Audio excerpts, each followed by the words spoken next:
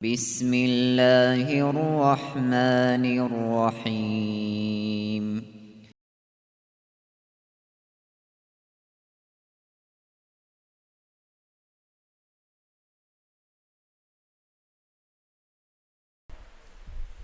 அல்ஹம்துலில்லாஹி ரப்பில் ஆலமீன்.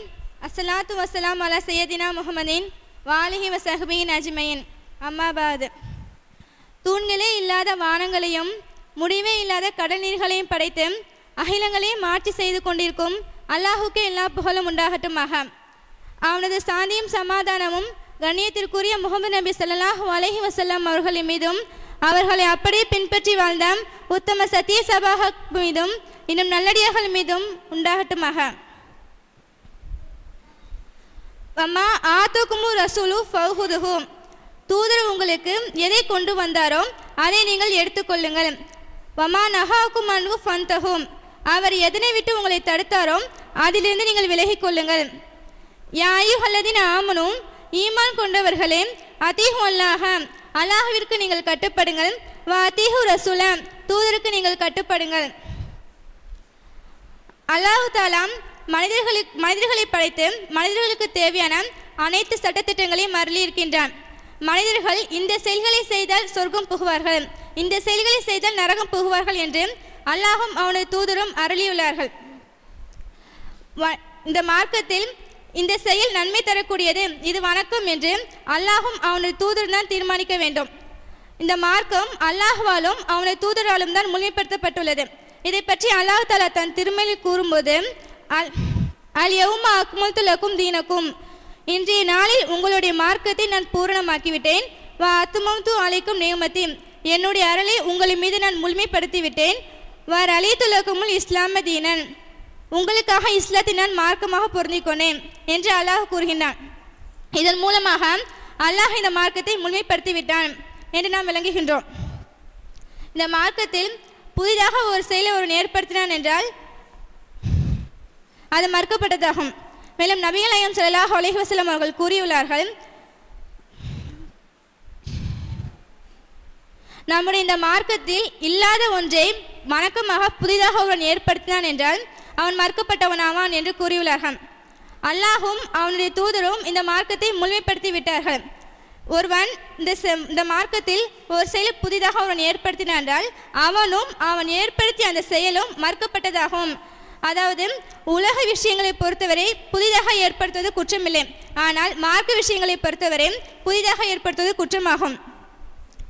அல்லாஹும் அவனுடைய தூதரும் ஏவாமல் மார்க்கத்தில் இல்லாத ஒன்றை வணக்கமாக ஒருவன் ஏற்படுத்துவது அது பித்அத்தாக கருதப்படுகின்றது. பித்அத்தாக கருதப்படுகின்றது. நபிகள் நாயகம் ஸல்லல்லாஹு அலைஹி வஸல்லம் அவர்கள் கூறியுள்ளார்கள், அல்லாஹ் நேர்வழி காட்டியவனை வழிகெடுப்பவர் யாரும் இல்லை, அல்லாஹ் வழிகெடுப்பவனை நேர்வழி காட்டுபவர் யாரும் இல்லை. வார்த்தைகளிலே சிறந்தது அல்லாஹ்வின் வேதமாகும், நேர்வழியில் சிறந்தது முஹம்மது நபி ஸல்லல்லாஹு அலைஹி வஸல்லம் அவர்களுடைய நேர்வழியாகும். அவருக்கு பிறகு செயல்களிலே தீயது பித்அத்தாகும். அந்த அனைத்து பித்அத்துகளும் வழிகேடாகும். அந்த அனைத்து வழிகேடும் நாளை நரகத்தில் இருக்கும் என்று நபிகள் நாயகம் ஸல்லல்லாஹு அலைஹி வஸல்லம் அவர்கள் கூறியுள்ளார்கள்.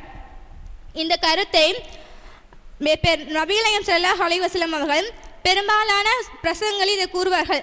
மேலும் அனைத்து உலமாக்களும் இதை ஆரம்பத்தில் கூறுவார்கள். அப்படி இருந்தும் எப்படிதான் இந்த மக்கள் பித்அத்தான காரியங்களை செய்கின்றார்களோ அதற்கு ஆதரவு வைக்கின்றார்கள் என்பதை அல்லாஹ் தான் அறிவான். அனஸ் பின் மாலிக் ரலியல்லாஹு அன்ஹு அவர்கள் அறிவிக்கின்றார்கள், நபிகள் நாயகம் ஸல்லல்லாஹு அலைஹி வஸல்லம் அவர்கள் பள்ளியில் அமர்ந்திருந்தார்கள். அப்போது அவருக்கு வஹி இறங்கி கொண்டிருந்தது. அதற்கு பிறகு அவர்கள் புன்னகைத்தவர்களாக தன் தலையை உயர்த்தினார்கள். அப்போது நாங்கள் கேட்டோம், அல்லாஹ்வின் தூதரை உங்களை புன்னகைக்க செய்தது எது என்று நாங்கள் கேட்டோம். அதற்கு நபி அவர்கள், எனக்கு இப்போது ஒரு அத்தியாயம் அருளப்பட்டது என்று கூறி கௌசர் என்ற அத்தியாயத்தை ஓதி காட்டினார்கள். கௌசர் என்றால் என்ன நீங்கள் அறிவீர்களா என்று கேட்டார்கள். அதற்கு நாங்கள் அல்லாஹுடைய தூதருமே நன்கு அறிந்தவர்கள் என்று கூறினோம். அதற்கு கௌசர் என்பது என்னுடைய ரப்பு எனக்கு வாக்களித்த நதியாகும், அதில் மகத்தான சிறப்புகள் உள்ளது. அதனுடைய நீர் பாலை விட வெண்மையானதாகும், அதனுடைய சுவை தேனை விட இனிமையானதாகும். அதன் குவளைகள் வானத்தில் உள்ள நட்சத்திரங்களுடைய எண்ணிக்கைகளாகும் என்று கூறியுள்ளார்கள். மேலும் அதன் பக்கம் என்னுடைய சமுதாயத்தவர்கள் விரைந்து வருவார்கள். அப்போது என்னுடைய சமுதாயத்தரில் ஒரு சிலர் அந்த நீரை அருந்த விடாமல் தடுக்கப்படுவார்கள். அப்போது நான் என் அல்லாஹ்விடம் கேட்பேன், அல்லாஹ்வே இவர்கள் என்னுடைய சமுதாயத்தவர்கள் அப்படி நான் கேட்பேன். அப்போது அல்லாஹ் கூறுவான், உனக்கு பிறகு மார்க்கத்தில் புதிதாக உருவாக்கியதை நீ அறிய மாட்டாய் என்று அல்லாஹ் கூறுவான். இந்த கௌசரன் நீர் தடாகத்தில் எப்போது நீர் கொடுக்கப்படுகின்றது என்றால், நாளை மறுமையில் மக்கள் அனைவரும் ஒன்று திரட்டப்பட்டு நிறுத்தி வைக்கப்படுவார்கள். அப்போது அவர்களுக்கு 1 மைல் அளவிற்கு சூரியன் இருக்கும். அந்த வெப்பத்தின் காரணமாக கடுமையான அளவிற்கு வேர்வையில் அவர்கள் இருப்பார்கள். ஒரு சிலருக்கோ அவர்களுடைய கரண்டை கால் வரையிலும், ஒரு சிலருக்கோ அவர்களுடைய முட்டுக்கால் வரையிலும், ஒரு சிலருக்கோ அவர்களுடைய தோல் பூஜம் வரையிலும், ஒரு சிலரோ அதில் மூழ்கியும் இருப்பார்கள். அந்த வேர்வையில் மூழ்கி இருப்பார்கள். அந்த சூரிய வெப்பத்தின் காரணமாக கடுமையான அளவிற்கு தாகத்தில் உள்ளாக்கப்படுவார்கள். அந்த நேரத்தில் தான் இந்த கௌசரனும் நீர் தடாகத்தில் அவர்களுக்கு நீர் முகூர்த்தப்படுகின்றது. ஆனால் விதத்தான காரியங்களை செய்பவர்களுக்கு இந்த நீர் தடாகத்தில் அவர்களுக்கு நீர் அனுமதிக்கப்படாது என்று அல்லாஹும் அவனுடைய தூதரும் கூறியுள்ளார்கள். விதத்தான காரியங்கள் என்னன்னா அப்படின்னு நம்ம பார்த்தோம் என்றால், மௌலூது என்று பார்த்தோம்னா, ரபீல் அவல் மாதம், ரபீல் ஆஹிர் மாதம் வந்துவிட்டால் சில மக்கள் அவர்களுடைய வீடுகளிலும் பள்ளிவாசல்களிலும் சுபஹானல் மௌலது, முஹைதீன் மௌலது என்ற மௌலதை ஓதிக்கொண்டிருக்கின்றார்கள். அவர்களிடம் போய் கேட்டோம் என்றால், இதனால் எங்களுக்கு பரக்கத்துகள் கிடைக்கும், நன்மைகள் கிடைக்கும், நபிகள் நாயகம் ஸல்லல்லாஹு அலைஹி வஸல்லம் அவர்களுடைய பரிந்துரை எங்களுக்கு கிடைக்கும், நாங்கள் அல்லாஹ்வை தூரை நாங்கள் நேசிக்கிறோம், அதுக்கு இதுதான் அடையாளம் என்றெல்லாம் அவர்கள் கூறுகின்றார்கள். இந்த மௌலித், இந்த பாட்டிற்கு எந்த வசன குர்ஆனிலும் ஹதீஸிலும் எதிலிருந்து அவர்கள் ஆதாரம் எடுத்தார்கள் என்று நமக்கு தெரியவில்லை. அல்லாஹும் அவனது தூதரும் காட்டித்தராத வழியாகும். இந்த மௌலூதில் அதிகமான ஷிர்கான வார்த்தைகள் உள்ளன. அதாவது அல்லாஹ்வின் தூதரையும் முஹைதீன் அப்துல் கதீர் ஜெயிலானி அவர்களையும் அல்லாஹ் அளவிற்கு உயர்த்தும் வார்த்தைகள் அதில் இட்டு கட்டப்பட்டிருக்கின்றன.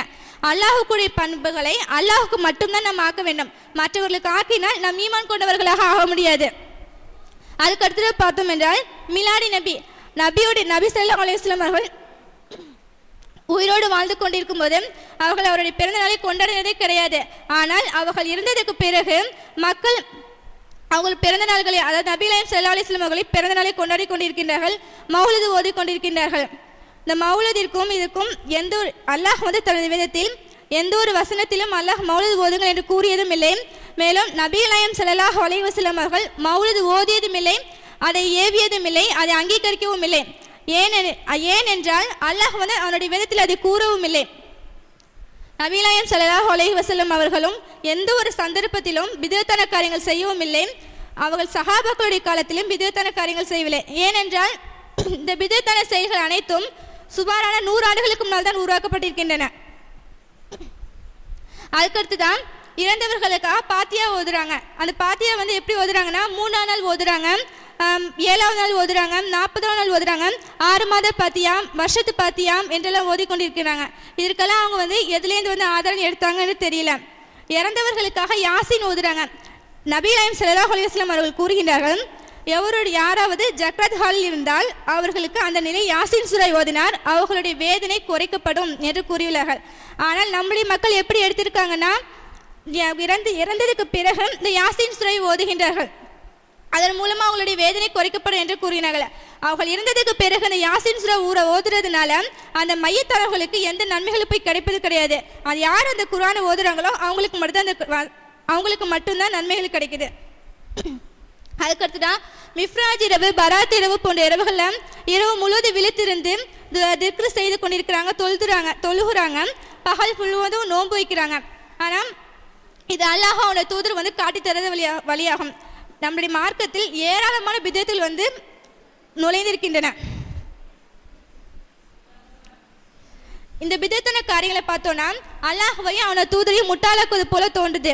ஏன்னா நமக்கு தெரிந்த இந்த பிதத்தான விஷயங்கள் அல்லாஹுக்கும் அவனை தூதருக்கும் தெரியலையே அப்படி என்று எண்ணம் ஏற்படுது. அப்படி இல்லாட்டா அல்லாஹுடைய தூதர் நம்முடைய மார்க்கத்தை எத்தி வைக்கும் போது முழுமையாக எத்தி வைக்கலாம், அதில் ஏதோ குறை வச்சிருக்காங்க, இல்லாட்டா மறந்துட்டாங்க அப்படி எண்ணமும் ஏற்படுது. அல்லாமல் அல்லாஹ் தன்னுடைய வேதத்தில் இந்த மார்க்கத்தை முழுமைப்படுத்தி விட்டான் என்று கூறுகிறான். ஆனால் இந்த வேதத்தில் முழுமைப்படுத்தி விட்டான் என்று கூறுறான். ஆனால் இந்த பிதத்தான செயல்களை பார்க்கும்போது இந்த வேதத்தில் அல்லாஹ் முழுமைப்படுத்தலை. இந்த பிதத்தான செயல்கள் மூலமாக தான் இந்த மார்க்கம் முழிவடைகிறது என்ற எண்ணம் தோன்றுது நமக்கு. ஆனால் யார் ஒருவன் அல்லாஹ்வையும் அவனுடைய வேதத்தையும் யார் ஒரு வசனத்தை யாராவது நிராகரிக்கின்றார்களோ அவர்கள் இஸ்லாத்தை விட்டு வெளியேறிவிட்டதாக கருதப்படுகின்றாங்க. எனவே நாம் பிதத்தான செயலை விட்டு நம்ம தவிர்ந்திருக்கணும்.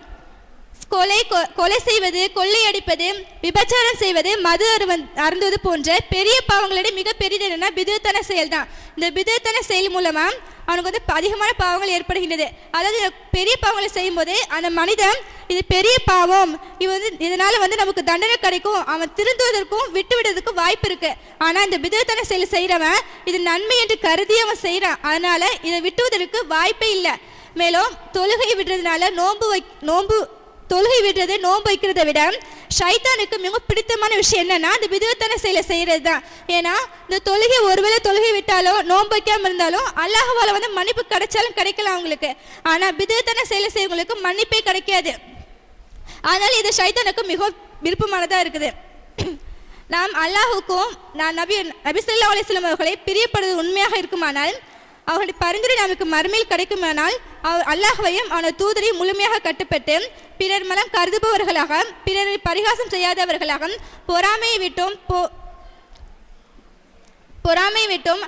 நம்ம தீய குணங்களை விட்டு தவிர்த்து அல்லாஹுடைய தூதருக்கும் கட்டுப்பட்டு நாளை மறுமையில் சொர்க்கம் செல்வமாக என்று பிரார்த்தித்தவளாக எனது உரையை நிறைவு செய்கிறேன். வாஹித் ரஹ்மானா அல்ஹம்துலில்லாஹி ரபில் ஆலமீன். அஸ்ஸலாமு அலைக்கும் ரஹ்மத்துல்லாஹி வபரகாத்துஹு.